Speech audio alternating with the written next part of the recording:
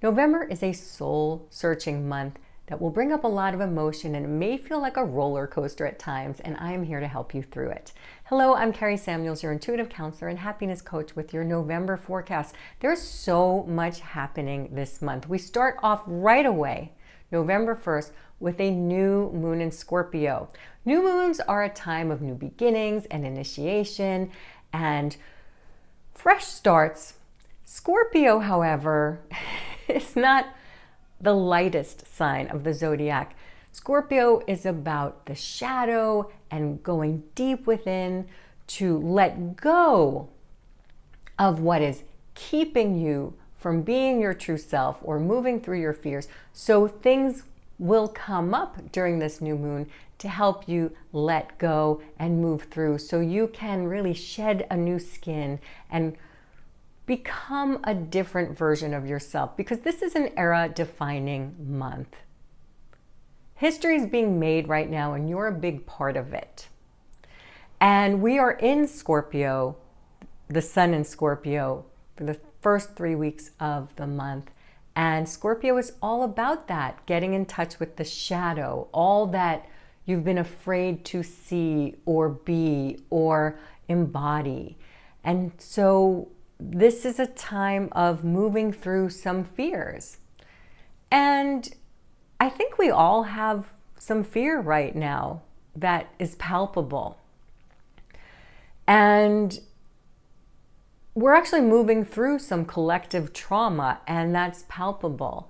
And so whether you're aware of what's happening in the zeitgeist or not, you're picking up on it. And there's probably things coming up in your personal life as well that's having you really face some feelings that are uncomfortable. And transition times, transformational times, are times of mystery and unknown. And there's a fear of the unknown. And personally and collectively, that's what's happening. And it takes deep faith and deep trust to find your way through the darkness. And so your feelings are your guide, and allowing yourself to feel and experience whatever is going on within you and accepting that. Accepting the fullness of who you are and what you're feeling. And accepting the reality of what's happening is also part of us embodying the shadow and moving through the shadow. November 3rd, we have this Mars-Pluto opposition. Mars and Pluto are Scorpio's rulers, so it's a very scorpionic month. Of course, American elections are always during Scorpio, right? So we have this time of Mars being your pioneering spirit, vitality, sexuality, your force that drives you through the world, your physical energy. It's warrior energy. Moving into Leo, which is this fiery sign that emboldens you to be yourself and stand up for yourself and what you believe in and who you are. Opposing Pluto in its final degrees of Capricorn. Pluto's in its final degrees of Capricorn, which is all about shadow and unearthing and bringing light to what's been buried, and power dynamics and fears and collapsing anything that's no longer benefiting you. So there's this tension between Scorpio's ruling planets. So it's a tense time. And there's a lot of embattled kind of energy within you and within the world. And of course, 2 days after that is the United States election. And we're in a very tense time in the world, and if you live in this country, I'm sure you're feeling it. And we're in a time of transformation. Now, during this election, Pluto will still be in its final degrees of Capricorn, and Mercury's in its retrograde shadow. So things may feel unclear, even that day and probably throughout the month. So Pluto is a generational planet. It defines a generation. It transforms things. It transforms societies. It transforms the way we think and act and do things.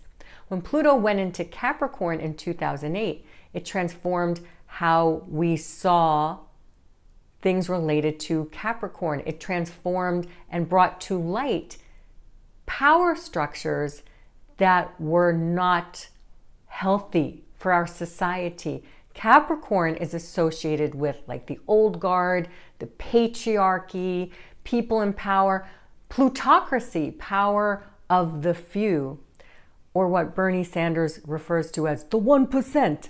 So we've seen how that is a system that doesn't work. Pluto in Aquarius now comes and brings a new way of being.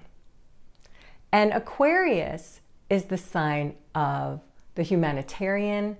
It's the sign of progress, whereas Capricorn is about going back and having things be like they were in another time or tradition. Pluto in Aquarius is more like power to the people. So this is why we've seen a lot of workers on strike demanding their pay, and we see how workers have power. Standing up to these very big institutions, they say, you know what, you can't do anything without me. And each one of us joining together have a lot of power. And we have seen the rise of AI, which has brought this revolutionary technology. Aquarius rules technology. We also see the shadow side of that, the misinformation, the disinformation. Aquarius will bring light to how we can have collective power to make change in the world, change for good. And it can also bring a lot of shadow aspects to that. Whereas Aquarius is the sign of the humanitarian, sometimes it can be like mob psychology or populism or people losing their humanity in groups. Pluto in Aquarius will bring changes so that you realize just how powerful and unique and special and important you are. And your individuality is what helps make the collective so awesome. Aquarius is about celebrating uniqueness, celebrating diversity as our strength, celebrating how each person in our beautiful, special ways can make the world better collectively. It's like all these stars in the sky. If there was just one, you may miss it. And yet, all the stars together just lighting up the sky, that is our power. That is your power. You are so important. And you can't do this in a vacuum.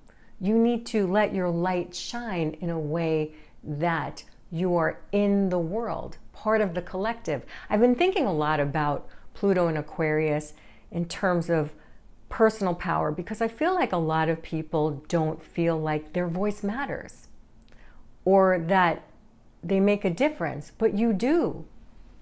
You make a big difference. I see a lot of this with voting. A lot of spiritual people too think, well, it doesn't matter. My vote doesn't matter, or it doesn't matter who's in power even. Like the power's within us. Yes, the power is within you to change the world. And that includes voting, because your vote matters, because your vote is your voice. And it's when we all collectively work toward a better society. That is what Pluto in Aquarius is about. It's about knowing that you and all of us have the power to change the world together. So it's an incredible time with this Pluto in its final degrees of Capricorn, bringing light to power structures and the way we manage our world, our society, in ways that aren't working anymore. And we have a new way that we are creating that includes inclusivity and unity and diversity. That is the world we are creating. And so I just want you to remember that you are part of this incredible revolution where we all can embrace each other's differences and love each other for who we are, and love yourself for who you are. We have a full moon in Taurus on November 15th, and full moons always bring light to things, and Taurus is about your voice and finding joy in simple, beautiful pleasures and nature. And so during this time, it's really important that you take time for self-care, that you take time to ground yourself and be in nature and remind yourself of the beauty of life. 4 days after that full moon, November 19th, Pluto moves into Aquarius. It's been in Aquarius for brief periods last year and the year before, and after November 19th, or on November 19th, it goes into its 2-decade cycle of Aquarius, a time of transformation. The world is going to look so different by the end of this 20-year cycle. So I'm expecting a lot of positive changes with that and a lot of uncomfortable changes. And I'm sure you're feeling all of that. Now, on November 25th, Mercury goes retrograde, and it goes into that 3-week retrograde period, but we're going to be in the shadow before and after that. So I imagine we're still going to be waiting for election results during this Mercury retrograde period, because this is not going to be an easy election for anyone. You don't need to be a psychic astrologer to know that there are already lawsuits happening. And so there's going to be a lot going on, most likely. And there's going to be a lot of anxious feelings, probably. So how do you deal with all of those anxious feelings? How do you navigate this time of transformation and historic change? Now, you know I always give you 3 action steps to help you through this. So your first action step is to stay focused. It's really easy when there's so much happening out here, so much happening in the world that's challenging and stressful and sometimes scary, to just attach to everything outside of yourself. But your job is to stay focused on being in your body, practicing self-care, and doing whatever it is that you need to do to have your role in making this world a better place. You were born for a reason. You were born right now for a reason. So stay focused on being your beautiful self in the here and now, and what you can do to make your life and the world a better place. Which brings us to action step number 2. Do something to help the greater good. In times of stress, in times of helplessness, when you help someone else,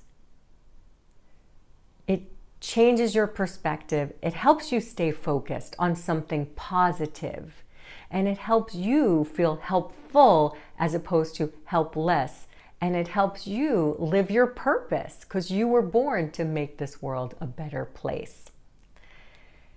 And that brings us to action step number 3, is to use your voice.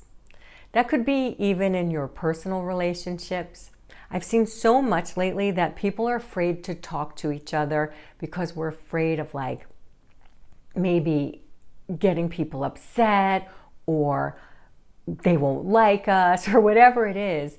And yet, if there's something pressing on your heart, if there's something that you want to say or talk about or discuss, it's so important that you do that. Or if you have a cause that you believe in, it's really important that you use your voice to change the world for the better. This is a time to really express what's inside of yourself, and do that with directness and care. Because having these important conversations will help you feel closer to other people. Scorpio is ultimately about intimacy and feeling close with others and really feeling connected. And it's times like these when we need connection the most. And there's nothing to fear from having a conversation. It can be uncomfortable, but it will be liberating. So please use your voice from your heart and share your unique feelings, vision, and light because you matter so much. I have a meditation, a free meditation that you can use to help you lift yourself up from some of the darkness and heaviness that you may be feeling. It's called Embody the Light. That's a free meditation. I'll share that in the description below. So feel free to sign up for that meditation if you want to feel lifted and embodying the light so that you can be the light. And remember that when things feel heavy, you are the light, and we will continue to light up the world together. We are all in this together. We have so much more in common than you realize. I love you so much, and I'm wishing you a joy-filled, light-filled November and beyond. Lots of love. Bye for now.